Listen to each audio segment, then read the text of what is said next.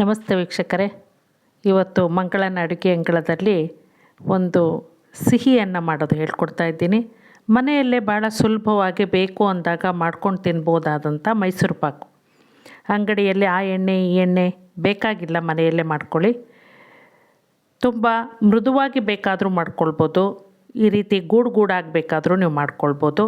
ಹೇಗೆ ಅನ್ನೋದನ್ನು ನಾನು ಹೇಳ್ಕೊಡ್ತೀನಿ, ಪೂರ್ತಿ ವಿಡಿಯೋ ನೋಡಿ. ನಾನು ಈ ಅಳತೆ ಲೋಟದಲ್ಲಿ, ಚಿಕ್ಕ ಅಳತೆ ಲೋಟದಲ್ಲೇ ನಾನು 2 ಕಪ್ಪಷ್ಟು ತುಪ್ಪ ತೊಗೊಂಡಿದ್ದೀನಿ. ಸ್ವಲ್ಪ ಪ್ರಮಾಣದಲ್ಲಿ ಮಾಡ್ತಾಯಿದ್ದೀನಿ ನೋಡಿ, ಬೇಕು ಅಂದರೆ ಹೆಚ್ಚಿಗೆ ಮಾಡ್ಕೋಬೋದು. ನೀವು ಮೊದಲನೇ ಸಲ ಮಾಡುವಾಗ ಇಷ್ಟು ಚಿಕ್ಕ ಪ್ರಮಾಣದಲ್ಲಿ ನೀವು ಮಾಡಿ. ಅದೇ ಒಂದು ಸಣ್ಣ ಕಪ್ಪಿನಲ್ಲಿ 1 ಕಪ್ಪಷ್ಟು ಕಡಲೆ ಹಿಟ್ಟು, 2 ಕಪ್ಪಷ್ಟು ಸಕ್ಕರೆ, ಇದು ನಮಗೆ ಬೇಕಾಗುವಂಥ ಸಾಮಗ್ರಿಗಳು. ಮೊದಲಿಗೆ ದಪ್ಪ ತಳ ಇರೋ ಪಾತ್ರೆಯಲ್ಲಿ ನೀವು 2 ಕಪ್ಪಷ್ಟು ಸಕ್ಕರೆಯನ್ನು ಹಾಕ್ಕೊಂಡು ಅದಕ್ಕೆ 1 ಕಪ್ಪಷ್ಟು ನೀರನ್ನು ಹಾಕಿ ಅದು ಕರಗೋದಕ್ಕೆ ನೀವು ಬಿಡಬೇಕು.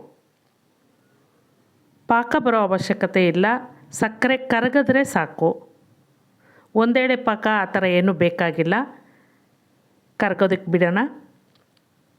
ನಾನಿಲ್ಲಿ 2 ಕಪ್ಪಷ್ಟು ತುಪ್ಪ ತೊಗೊಂಡಿದ್ದೆ, ಅದರಲ್ಲಿ 1 ಕರಗಿಸಿ ಅದನ್ನು 1 ಕಪ್ಪಷ್ಟು ತುಪ್ಪದಲ್ಲಿ 1 ಕಪ್ಪಷ್ಟು ಕಡಲೆ ಹಿಟ್ಟನ್ನು ನಾನು ಹೀಗೆ ಮಿಕ್ಸ್ ಮಾಡ್ಕೋತಾ ಇದ್ದೀನಿ. ಕಡಲೆ ಹಿಟ್ಟನ್ನು ಮೊದಲಿಗೆ ಜರಡಿ ಮಾಡ್ಕೊಂಡಿದ್ದೆ, ಹೀಗೆ ಮಿಕ್ಸ್ ಮಾಡಿಕೊಂಡು ಸೇರಿಸಿದ್ರೆ ಗಂಟಾಗಲ್ಲ ಅಂತ ಹೇಳಿ ನಾನು 1 ಕಪ್ಪಷ್ಟು ತುಪ್ಪದಲ್ಲಿ ನಾನು 1 ಕಪ್ಪಷ್ಟು ಕಡಲೆ ಹಿಟ್ಟನ್ನು ನಾನು ಮಿಕ್ಸ್ ಮಾಡ್ಕೊಂಡಿದ್ದೀನಿ. ಈಗ ಸಕ್ಕರೆ ಚೆನ್ನಾಗಿ ಕರಗಬೇಕು. ಕುದಿ ಬರ್ತಾ ಇರುವಾಗ ನಾವು ಮಿಶ್ರ ಮಾಡಿ ಇಟ್ಕೊಂಡಿರೋ ಮಿಶ್ರಣವನ್ನು ಇದಕ್ಕೆ ಸೇರಿಸ್ಬೇಕಾಗುತ್ತೆ. ನೋಡಿ, ಸಕ್ಕರೆ ಕರಗಿ ಕುದೀತಾ ಇದೆ. ಸಕ್ಕರೆ ಪಾಕ ಬರೋ ಅವಶ್ಯಕತೆ ಇಲ್ಲ, ಸಂಪೂರ್ಣವಾಗಿ ಸಕ್ಕರೆ ಕರಗಿ ಕುದಿಯೋದಕ್ಕೆ ಶುರುವಾದರೆ ಸಾಕು. ಹೀಗೆ ಒಂದೇಳೆ ಪಾಕ ಬರಬೇಕು ಆ ಥರ ಏನು ನೋಡೋ ಅವಶ್ಯಕತೆ ಇಲ್ಲ, ಒಂದು ಸ್ವಲ್ಪ ಅಂಟಿದ್ರೆ ಸಾಕು. ಈಗ ನೊರೆಯಾಗಿ ಹೀಗೆ ಕುದಿಯುವಂಥ ಸಂದರ್ಭದಲ್ಲಿ ನೀವು ಮಿಕ್ಸ್ ಮಾಡಿರೋ ಕಡಲೆ ಹಿಟ್ಟು ತುಪ್ಪದ ಮಿಶ್ರಣನ ಇದಕ್ಕೆ ಸೇರಿಸಿ ಚೆನ್ನಾಗಿ ಕೈ ಆಡ್ಕೋಬೇಕು. ವೀಕ್ಷಕರೇ, ನಾನು ಯಾವ ಸಂದರ್ಭದಲ್ಲಿ ಇಳಿಸಿದಾಗ ನಿಮಗೆ ಮೃದುವಾದ ಮೈಸೂರು ಪಾಕ್ ಬರುತ್ತೆ, ಯಾವ ಸಂದರ್ಭದಲ್ಲಿ ನಾವು ಇಳಿಸಿದಾಗ ಗೂಡಾದ ಸ್ವಲ್ಪ ಹಾರ್ಡ್ ಇರುವಂಥ ಗಟ್ಟಿ ಇರುವಂಥ ಮೈಸೂರು ಪಾಕ್ ಬರುತ್ತೆ ಅನ್ನೋದನ್ನು ನಾನು ಹೇಳ್ತೀನಿ. ಪೂರ್ತಿ ವಿಡಿಯೋ ನೋಡಿ. ನಾನು 1 ಕಪ್ಪಷ್ಟು ತುಪ್ಪವನ್ನು ಮಾತ್ರ ಇದಕ್ಕೆ ಸೇರಿಸಿದ್ದೀನಿ. ಇನ್ನು 1 ಕಪ್ಪಷ್ಟು ತುಪ್ಪ ನೀವು ಇಟ್ಕೊಂಡಿರ್ತೀರಲ್ಲ, ಅದನ್ನು ಮಧ್ಯ ಸ್ವಲ್ಪನೇ ಹಾಕ್ತಾ ನೀವು ಹೀಗೆ ಕೈಯಾಡ್ತಾ ಬರಬೇಕು. ಒಂದೇ ಸಲ ತುಪ್ಪವನ್ನು ಪೂರ್ತಿಯಾಗಿ ಸೇರಿಸಬೇಡಿ.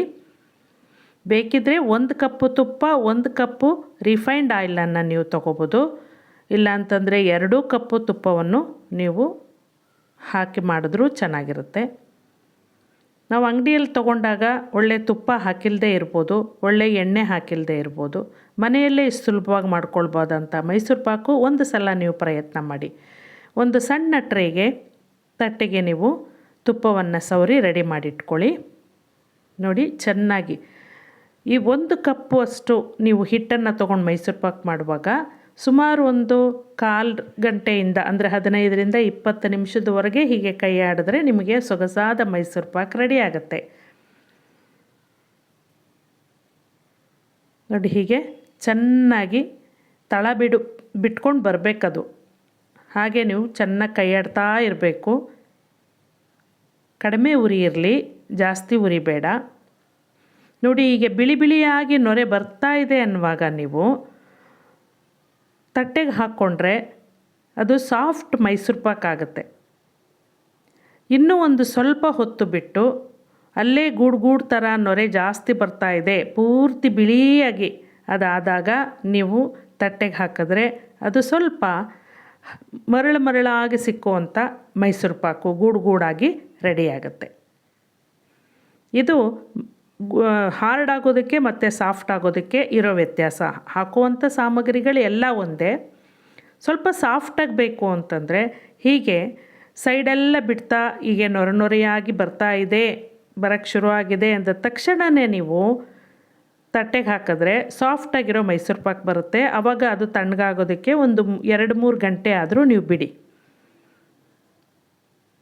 ಪೂರ್ತಿಯಾಗಿ ಇಲ್ಲೇ ಡ್ರೈ ಆದರೆ ಪಾತ್ರೆಯಲ್ಲಿ ಆಗ ನಿಮಗೆ ತಕ್ಷಣವೇ ಮೈಸೂರು ಪಾಕು ಸಿಗೋದಕ್ಕೆ ರೆಡಿಯಾಗಿರುತ್ತೆ ನೀವು ತಿನ್ನೋದಕ್ಕೆ. ನೋಡಿ ಈಗ ಹೆಚ್ಚು ಕಡಿಮೆ ಪೂರ್ತಿಯಾಗಿ ಡ್ರೈ ಆಗಿದೆ, ಅದು ನೊರೆ ನೊರೆ ಬರ್ತಾ ಇದೆ.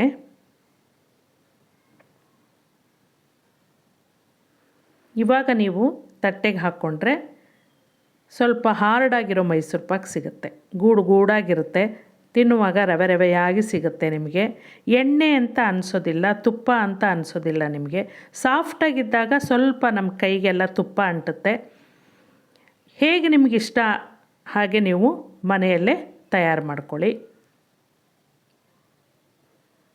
ನೋಡಿ ಪೂರ್ತಿಯಾಗಿ ತಳ ಬಿಡ್ತಾ ಬರ್ತಾ ಇದೆ.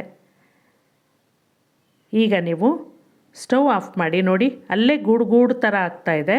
ಈಗ ಹಾಕಿದ್ರೆ ನಿಮಗೆ ಒಳ್ಳೆ ಮೈಸೂರು ಪಾಕು ಸಿಗುತ್ತೆ. ನೋಡಿದ್ರಲ್ಲ ವೀಕ್ಷಕರೇ, ಎಷ್ಟು ಸುಲಭವಾಗಿ ನಾವು ಮನೆಯಲ್ಲಿ ಯಾವ ಹದದಲ್ಲಿ ಬೇಕೇ ಆ ಹದದಲ್ಲಿ ಮೈಸೂರು ಪಾಕನ್ನು ರೆಡಿ ಮಾಡ್ಕೊಳ್ಬೋದು. ನೋಡಿ ಇಷ್ಟು ಬಿಳಿಯಾಗಿ ಅದು ಟರ್ನ್ ಆಗಬೇಕು ಕಲರು, ಆವಾಗ ನಿಮಗೆ ಗೂಡಾದ ಮರಳಾಗಿ ಸಿಗುವಂಥ ಒಂದು ಮೈಸೂರು ಪಾಕ ರೆಡಿಯಾಗಿರುತ್ತೆ. ರುಚಿ ಭಾಳ ಚೆನ್ನಾಗಿರುತ್ತೆ. ಮನೆಯಲ್ಲೇ ಮಾಡಿದ್ದು, ಮನೆಯಲ್ಲೇ ಕಾಯಿಸಿದ ತುಪ್ಪವನ್ನು ಹಾಕಿ ಮಾಡಿದ್ದು. ನೋಡಿದ್ರಲ್ಲ ವೀಕ್ಷಕರೇ, ಎಷ್ಟು ಹದವಾಗಿ ರೆಡಿಯಾಗಿದೆ. ನಿಮಗೆ ಯಾವ ಹದಕ್ಕೆ ಬೇಕು ನೀವು ಆ ಹದಕ್ಕೆ ನೀವು ಮಾಡ್ಕೊಳ್ಬೋದು. ಒಂದು 3-4 ನಿಮಿಷ ಮುಂಚೆನೇ ನೀವು ತಟ್ಟೆಗೆ ಹಾಕ್ಕೊಂಡ್ರೆ ಮೃದುವಾದ ಮೈಸೂರು ಪಾಕು ಸಿಗುತ್ತೆ. ಇಲ್ಲಾಂದರೆ ಈ ರೀತಿಯಾದ ಮೈಸೂರು ಪಾಕು ಸಿಗುತ್ತೆ. ಮತ್ತೆ ಸಿಗೋಣ. ಅಲ್ಲಿವರೆಗೆ ನಮಸ್ಕಾರ.